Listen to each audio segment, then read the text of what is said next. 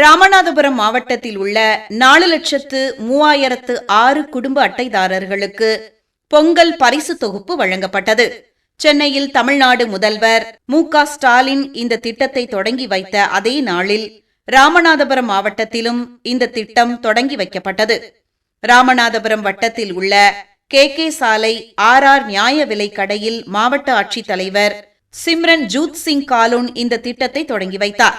இந்த பொங்கல் பரிசு தொகுப்பில் பச்சரிசி 1 கிலோ, சர்க்கரை 1 கிலோ, ஒரு முழு நீல கரும்பு, ரூபாய் 3000 ரொக்கப்பணம், விலையில்லா வேட்டி சேலைகள் ஆகியவை இடம்பெற்றுள்ளன. இந்நிகழ்வில் மாவட்ட வருவாய் அலுவலர் சங்கரநாராயணன், கூட்டுறவு சங்க இணை பதிவாளர் ஜூனு, ராமநாதபுரம் நகர்மன்ற தலைவர் கார்மேகம், கவுன்சிலர்கள் வீரசேகர், ஸ்டாலின், காளிதாஸ் உள்ளிட்ட நியாய விலைக்கடை உறுப்பினர்கள், பொதுமக்கள், அரசு அலுவலர்கள் கலந்து கொண்டனர்.